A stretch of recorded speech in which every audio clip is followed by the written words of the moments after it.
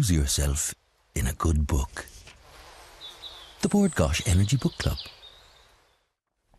Now, Donal Ryan's debut novel, The Spinning Heart, survived 47 rejections and then went on to make a Man Booker Prize longlist this year.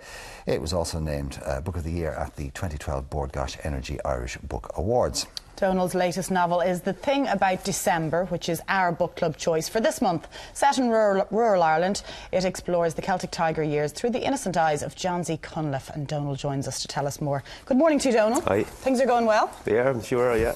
Do you know, before we talk about this book, The Thing About December, can I just have a chat to you? Because this would be very inspiring for would-be writers out there.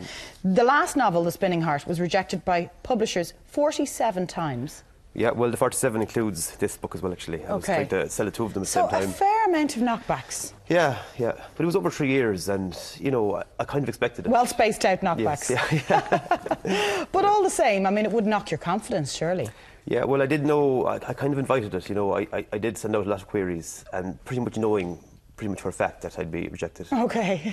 For practice, was it? Which of the two manuscripts was more rejected, this or The Spinning Heart? I haven't broken it down, actually. I must do it. Because this is actually the first book. Thing About December was, in terms of chronology, is your first one, isn't it? Yeah. I wrote this about 5 years ago. Okay. First draft, yeah. And which do you reckon, do you think, I mean, obviously you don't know off the top of your head, but which would you suspect was rejected more, this or Spinning Heart? I'd say this. Right, okay. Really, yeah. We are about to build you up now. We're not going to knock you down for the whole interview.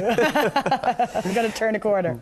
Right, now in terms of the sequence, it's very interesting. People thought how you did The Spinning Heart was very clever. Would you use the different voices, the 21 different voices, all effectively looking at what had happened to this country.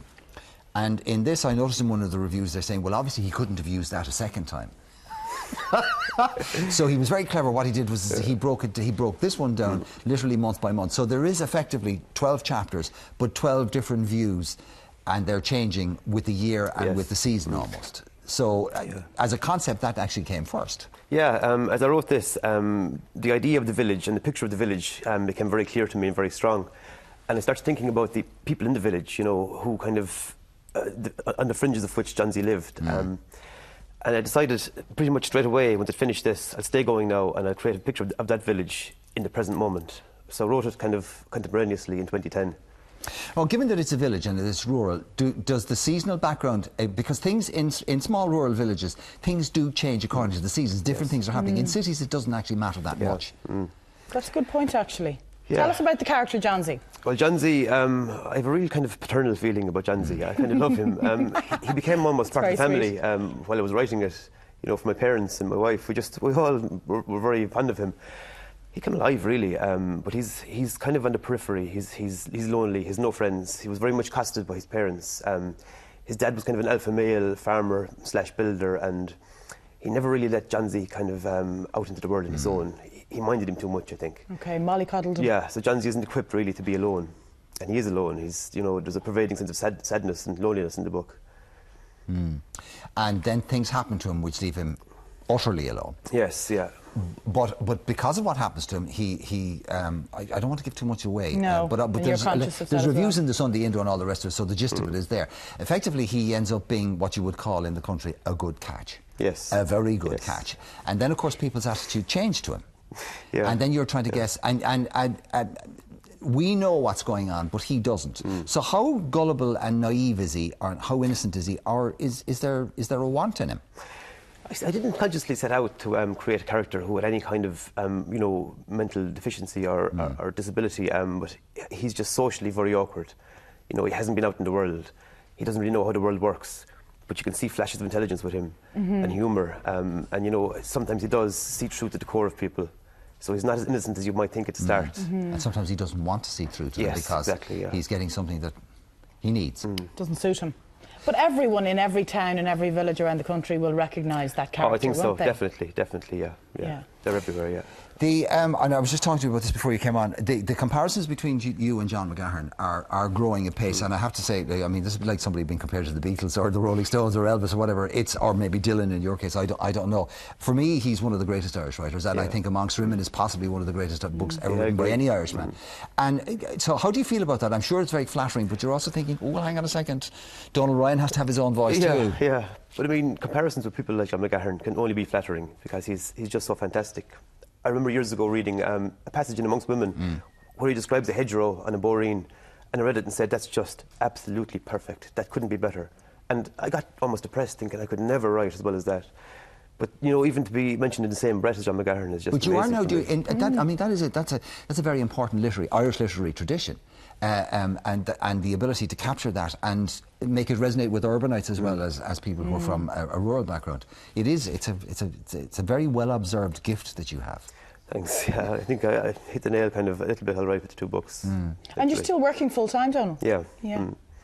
I kind of squeeze in writing kind of from 9 p.m. to midnight. At the moment, I'm not writing at all, really, for the last few months. It's just so busy. But, yeah, my writing time really is kind of at the kitchen table, you know, when the kids are in bed, until about 12 o'clock. And when you're writing, are you thinking about any reader in particular? Is there a typical reader of your book when you're putting those words together? The first person I think of, actually, is Anne-Marie, my wife, because she's such a great reader, and I love the way she responds to books and the kind of emotional response she has. And she literally is my first reader because she reads as I write normally. Okay. And she's a great editor as well, you know. She does tell me when I'm going wrong. Okay, so you would chop and change based on her opinion? Yes. Yeah. These are Good system. Donal, these are books that catch the zeitgeist. They're very much of the moment and what's happened in the country in the last couple of years. And obviously, you know, we write what we know. But are you going to have to change for the next one? Yeah, I think so. I've started a novel I write, and it's from a female point of view, and it's a bit different. It's the same village again, but you know, Ooh, that's a tricky one. and it's present day again. It's going fairly well, or it was anyway when I was writing it, but hopefully I'll get back to it now soon. Good for you. You're a brave man who puts You himself are in the shoes of indeed. a woman and thinks he knows how they think. Well, you're But doing you're something Amber, right so Amber, far. she'll keep you on. She'll keep you on. Oh, congratulations on the Impact, by the way, which is very much. Yes. the wealthiest. Yeah. You were nominated, and there's 3 Irish, isn't there? Colm Tobin again. Yeah, and David Park. And David Yeah. Park. So the 3 of you. Yeah, it's great. Yeah. Well done. Congratulations. Thanks very much. Can the year get any better? Well, you could win, I Well, suppose. yeah, got your first book now, so maybe. Anyway, crossed. it is our book of the month, and we wish you all the very best with it. And thank you very much indeed. very And much. long may your success continue. Now, we've been discussing our book club choice for the month of November. It is that thing about December by Donal Ryan. And if you want to be with the chance of winning a Versus tablet and a book club goodie bag, then send us in your reviews, not more than 50 words, by Friday, November the 22nd. Our reviews should be emailed to irelandam@tv3.ie, or of course you can post them to the Bord Gáis Energy Book Club, TV3 Westgate Business Park, Ballymount, Dublin 24. Lose yourself in a good book. The Bord Gáis Energy Book Club.